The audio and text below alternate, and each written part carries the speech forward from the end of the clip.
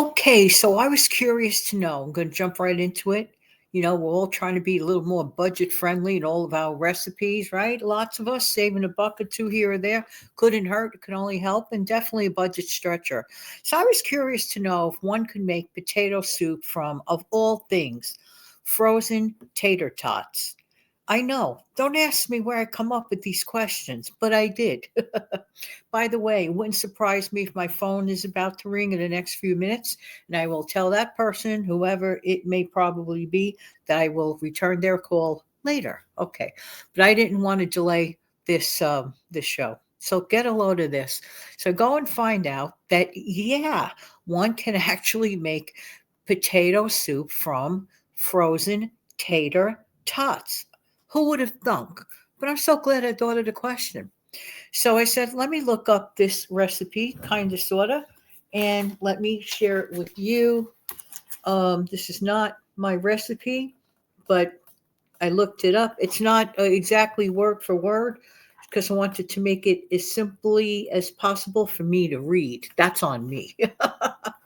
All right. So, but before I get into giving you the directions on how to do this, now I never did this, but I can't help but trust it's going to be good. Okay. So I realize that a lot of people have these frozen tater tots in their freezer, and a lot of people enjoy potato soup, but not everyone has like a ton of time cutting up potatoes and shredding them or whatever it is that you do normally. And they're so convenient and they're so inexpensive. So I said, well, let me do the math on this before I give you the direction. Now, if one serving of tater tots equals nine tots, nine tater tots per person. So let's say that you have two people, you would use 18 potato tots or a little more if you want, eyeball it, right?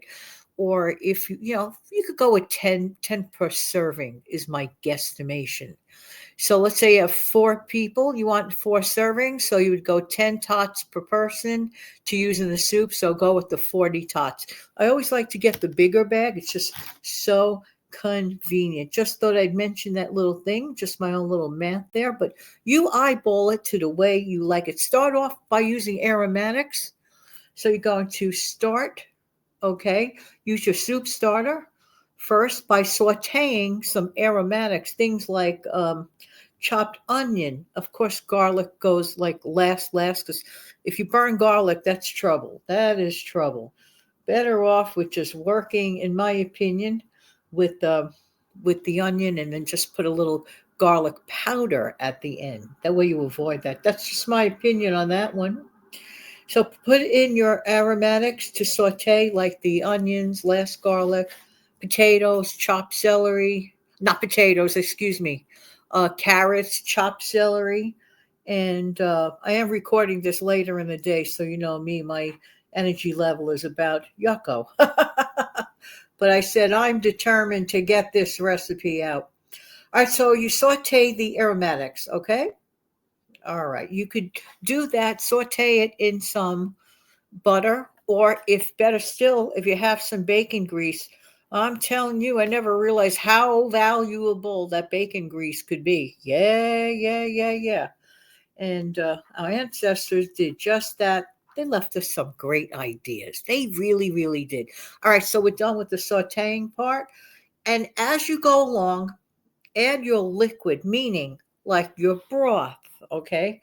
So add your liquid and the frozen tots. Yes, you use the tots from the freezer. So add the liquids and the tots, okay?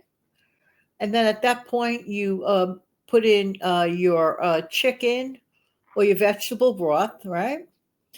And then you could do the following. You could add either some milk or cream or half and half, or if you're not, wanting to work with dairy, you could consider using the cream of mushroom, cream of whatever cream of that works for you. But I would imagine that cream of mushroom or cream of chicken would probably work pretty good on that. Okay. You're going to cook everything until you're going to simmer now. Going to simmer everything until those tater tots get soft.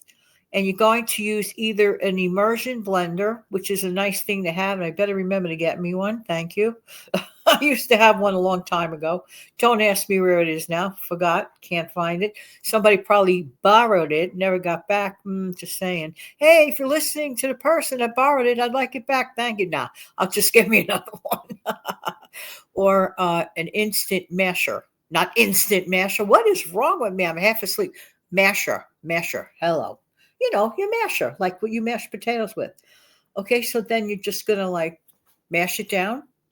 Leave a little bit of chunks in it for texture. Now, so you cook until tender, but be sure to simmer the soup until the tater tots are soft enough and they break apart. And that is about like 12 to 20 minutes. Okay, so keep an eye on that. It all depends on how much you're making, the heat source that you're using. You see where I'm going with this, so keep an eye on it, obviously. So remember, you're still simmering. Nothing is coming to a boil, okay? And then you mush it up, like I said, and keeping those chunks. Now, here's the part where people might make a mistake, okay? So right before you're finishing up to get it ready to serve, you could stir in ingredients such as cream cheese or shredded cheddar until it's melted. Now, don't boil at any point, okay? I would turn the flame down or off at that point when I'm stirring in those dairy ingredients, okay? So we don't want to do that. And then for topping ideas, you could use bacon crumbles and it's all optional, sour cream or green onions, whatever you want, whatever you wish to work with. If you like to have that little bit of a texture on top of it, yum, yum. So just imagine comforting, creamy potato soup that you don't have to sit around clean and scrub potato or whatever. You could make it rather quickly like that. Wow, never thought that was possible, but obviously it is totally possible. So I just thought that I'd share this idea, and then I'm glad I looked this up. I have not made it yet. Why? Because I just found this. But when I do, I will definitely let you know in the future how I liked it. If anybody's interested in trying to make this, do that.